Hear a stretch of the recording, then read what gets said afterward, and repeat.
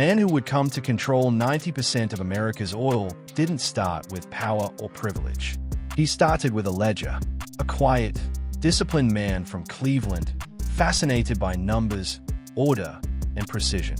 Yet in just a lifetime, John D. Rockefeller didn't just amass wealth. He built an empire that could survive laws, rivals, and even him. Welcome to Doc Does Financial History. Money, power, and history collide, and nothing is ever as simple as it seems. Before Rockefeller became a symbol of either greed or philanthropy, he was simply a product of his time, and his time was ruthless. The mid-1800s were a chaotic age, disguised as progress. The United States was still reforging itself after the Civil War. Railroads stitched the continent together, factories roared, and inventions from telegraphs to steel mills were transforming America into the workshop of the world. But every boom needs fuel, and at that moment, the world's lights still burned on oil. Not the refined fuels of today, but kerosene, a thick, sticky liquid used to light lamps before electricity conquered the night. Towns like Titusville, Pennsylvania, became instant gold rushes. Men drilled wherever they could find a hint of oil, then dumped barrels onto the market as fast as possible. Prices soared and crashed in a heartbeat. Fortunes were made, then lost overnight. There were no safety standards, no regulations, no order, only speculation. It was capitalism's wild frontier, and Rockefeller stepped into it with a singular vision: control.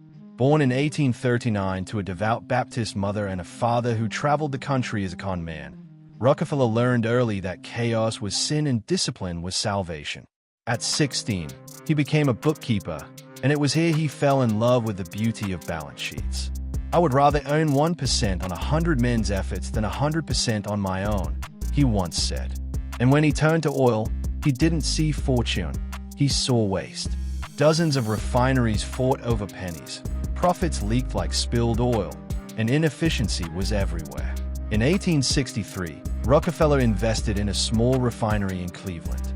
7 years later, he founded Standard Oil, beginning his methodical conquest of an industry without rules. While his competitors gambled, Rockefeller negotiated. He struck secret deals with railroads, securing rebates that allowed him to ship oil cheaper than anyone else. When rivals protested, he bought them out. When they resisted, he crushed them by lowering prices until they begged for a merger. By 1879, Standard Oil refined more than 90% of the oil in America. But what looked like monopoly wasn't about greed. It was about perfection. Rockefeller believed chaos wasted resources and harmed society. Every drop of oil, every penny of cost, every inch of pipeline had to be optimized. Competition, he said, was a sin. And Rockefeller's genius was in seeing wealth not as producing more, but controlling flow. The oil industry had three parts: drilling, refining, and distribution. Most companies focused on one. Rockefeller wanted all three. He bought pipelines, tanker cars, barrel factories, warehouses, and shipping terminals. He didn't just sell oil, he owned the arteries through which it moved. And then he built something entirely new: the Standard Oil Trust.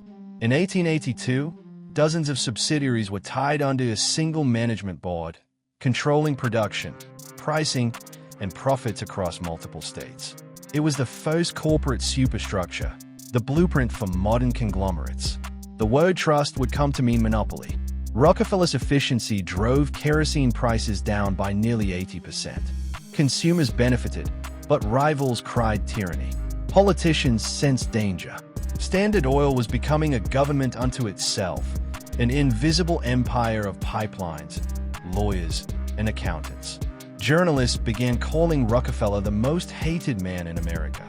Yet those who knew him personally found a polite, methodical, unnervingly calm man. He lived as if wealth were a moral duty, evidence of divine favor earned through discipline. He avoided scandal, dressed plainly, and quoted the Bible daily.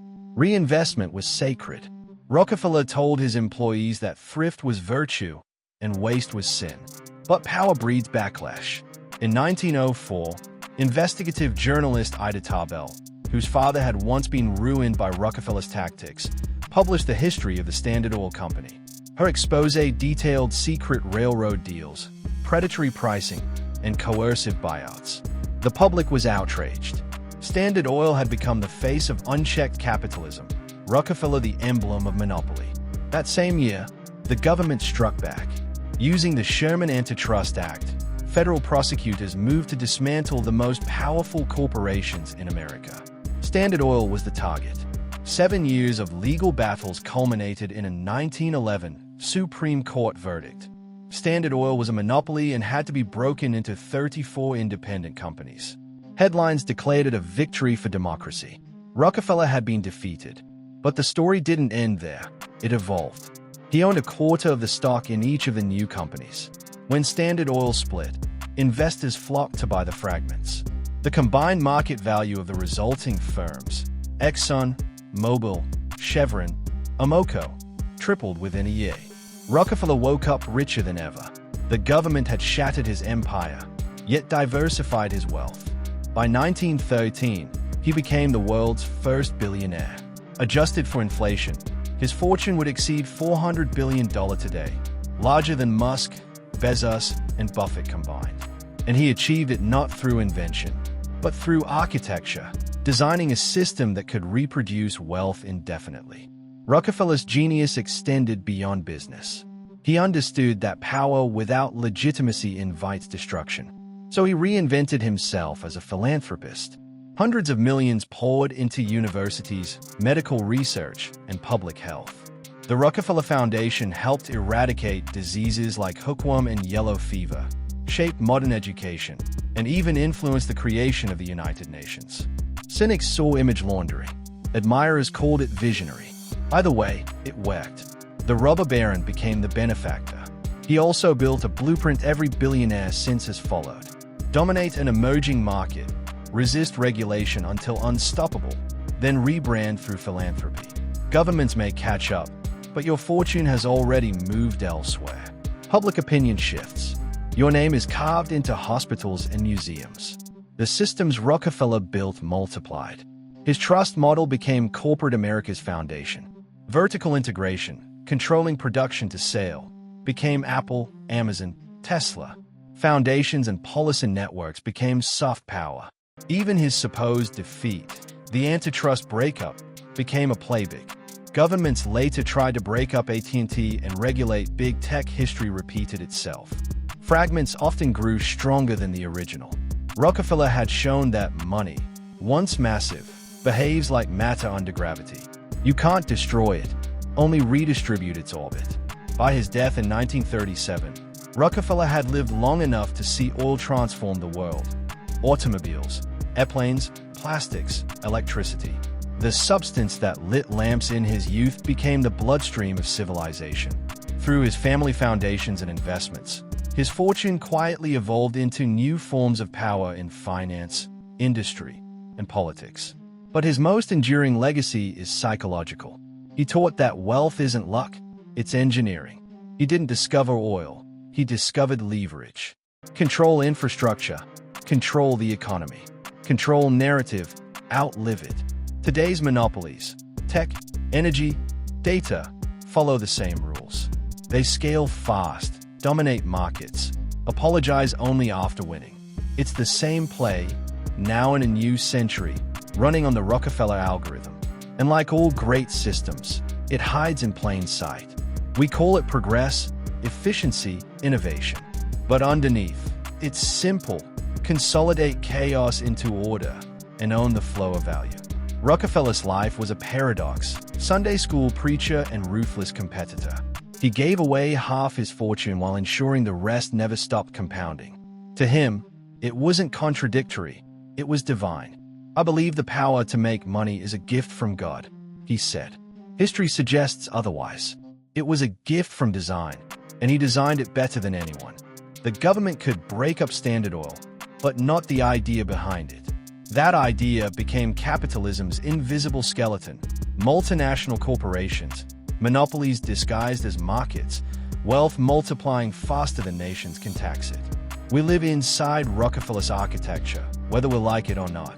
The lesson isn't that monopoly is good or evil. It's that systems of wealth evolve faster than laws meant to contain them. Rockefeller's empire was the prototype. Today's tech giants are descendants. The pattern is the same. Find a new resource, oil, data, attention, control the infrastructure, convert it into inevitability. John D. Rockefeller didn't invent oil. He invented modern power. Wealth wasn't in barrels or bank accounts. It was in the blueprint that keeps the flow going. Start as a man counting pennies. End as the architect of capitalism's DNA. If this opened your eyes to how history really works, hit subscribe. History has the answers. I'll show you where to look.